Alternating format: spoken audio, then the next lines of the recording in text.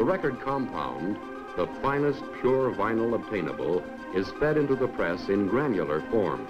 Now labels are pressed right into the record. It has taken many steps and many man-hours to get here. The sound dynamics of the music determine how far apart the grooves must be.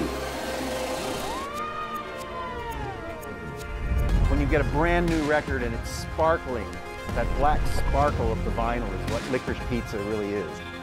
Once you start, you can't stop. They bring a connection to people. 20 years from now, they're not going to know what a CD is, but they're definitely going to know what vinyl is. I'm always chasing that feeling, trying to find it again. I would say we all became family at the store, all of us employees, all because of Licorice Pizza. Brought us all together.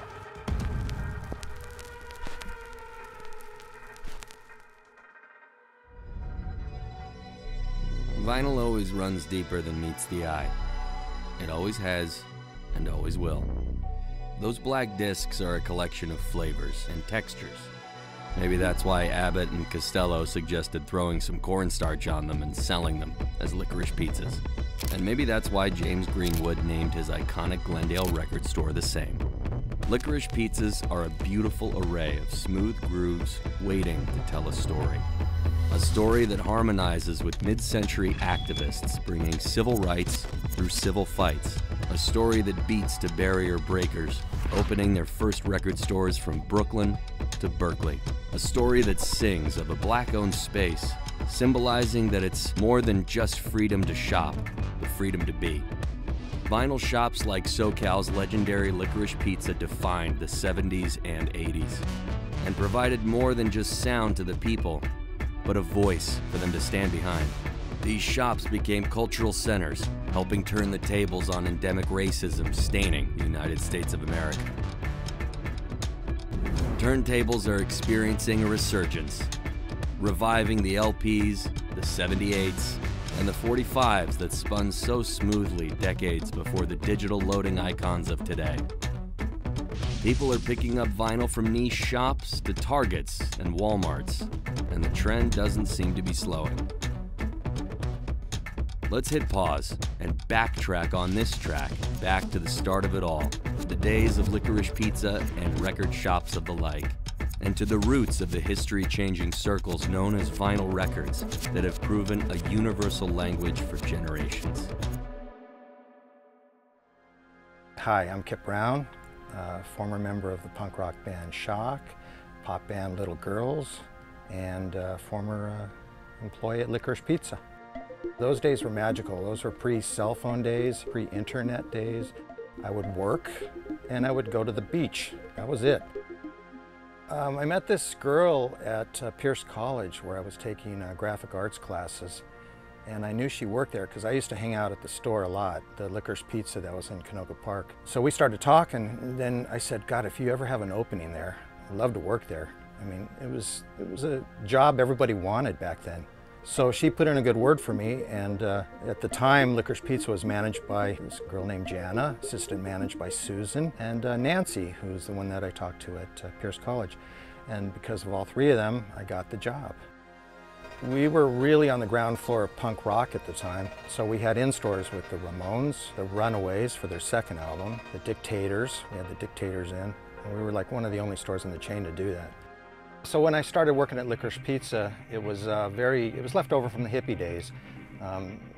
The decor, it was like burlap sacks on the wall.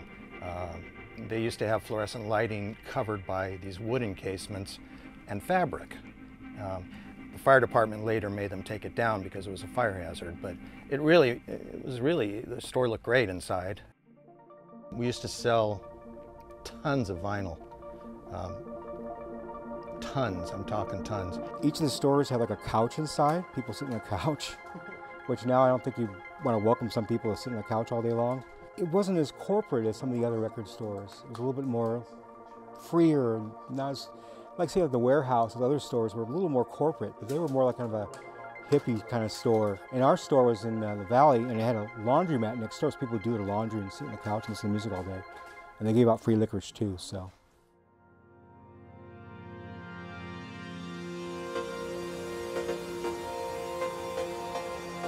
My name is Matthew Middleton, also known as XL Middleton. I run the record label Mo-Funk Records, and I run the record store Saltbox Records right here in Chinatown, Los Angeles. People in general, when it comes to music and maybe art in general, are just a little bit more eclectic and open-minded. Music is life stylized. It's an expression of what we go through, what we feel, what we see, that's just presented artistically than just me telling you how my day was, you know? The way that I feel about having my record label and my record store and knowing that it might be touching people or inspiring people in some kind of way, I mean, that's the ultimate, you know, validation of what I'm doing, because that's all I want to do is inspire people, make them feel good, or make them want to go out and figure out how they can inspire somebody else with their art, you know? The genres of music that I tend to lean more towards would be obviously like a lot of boogie funk, you know, 80s funk, 70s soul, 90s hip hop, especially with a special slant towards like West Coast G-funk, but I would say all 90s hip hop. There's something about the physical item that ties you to it, creates more of a bond between you as a person and the music. It makes it a little bit less disposable. It makes you focus in on the music a lot harder because you have this record right in front of you that might have 8 songs on it. You don't have 10 million songs at your fingertips on your phone.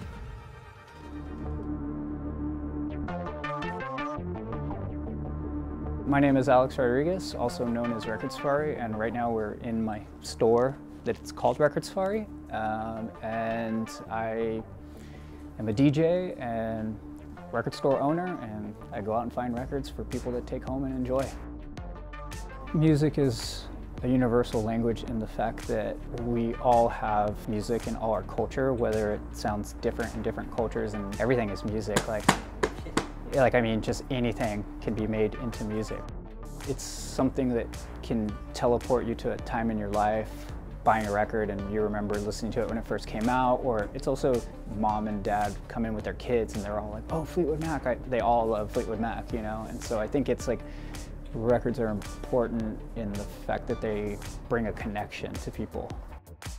I used to say 20 years from now, younger people wouldn't know what a record is, which was a mistake. 20 years from now, they're not going to know what a CD is, but they're definitely going to know what vinyl is. A little bit of vinyl, a little bit of history, and which has led to what we've got here right now. When I was young, that's all I knew. You know, we listened to vinyl in my house. My dad had, you know, Marvin Gaye and Stevie Wonder we were talking about, and original gatefold copy of the first Super Sister album featuring Robert Palmer. He was sort of a side musician who played with Robert Palmer. Great deal for 99 cents. I tend to buy older records. That's just for me. I mean, part of it's just a cost thing. I've got like 1,300 records that I've collected over the pandemic, which is like nuts, I think. I like the way it sounds. I like the way the culture is presented. To have 144 square inches of artwork on a panel. I think there is just this kind of slow cultural sort of build-up that has led to, you know, I think like a total vinyl resurgence, which I think is fantastic.